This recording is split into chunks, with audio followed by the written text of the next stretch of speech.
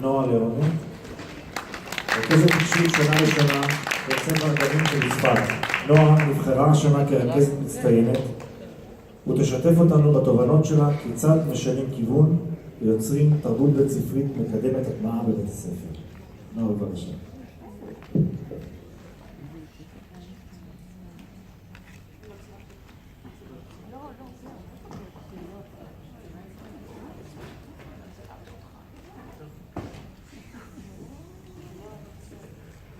צהריים טובים לכולם. אני נועה, רכזת תקשוב בבית החינוך הגמיל בצפת מזה שנה. ואתם בטח תוזכרו לשמוע שעד לפני שנה וחצי לא ידעתי אפילו מה זה גוגל דרייב. נשמע מפתיע ואולי גם קצת תמוה. בעצם הסיבה שלא ידעתי מכיוון שבבית הספר שלי זו לא הייתה שפה מדוברת.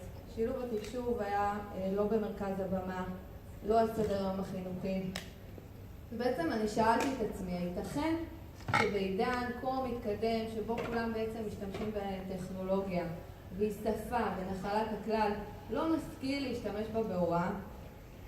ובעצם התחלתי להתעניין וללמוד בעצמי את הכלים מתוך סקרנות, מתוך עניין, וליישם כמורה בכיתת החינוך שלי. ראיתי שזה מטיב עם התלמידים, שזה מטיב עם ההוראה שלי, בעצם יש לזה מקום של פומביות, ניהול תקשורת עם תלמידים דרך האתר, עם ההורים, ושיפור באמצעי ההבנה של הלמידים. וככה המשכתי ללמוד וליישם, ולימים התבקשתי להוביל את התקשוב בבית הספר.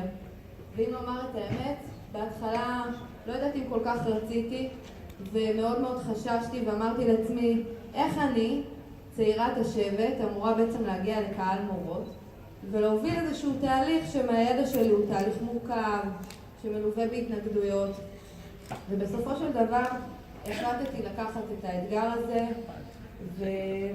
ופרופסור יזהר אופלטקה, חוקר במינהל החינוך, טוען שכאשר רוצים להנחיל איזשהו שינוי, כדאי להתחיל ולטפל קודם כל בקירות.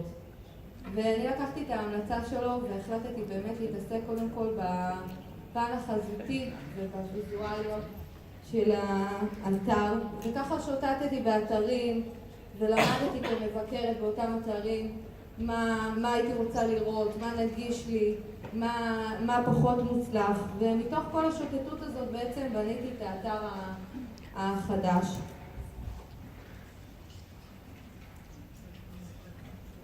בימי הערכות של השנה הנוכחית חשפתי את הצוות לאתר החדש.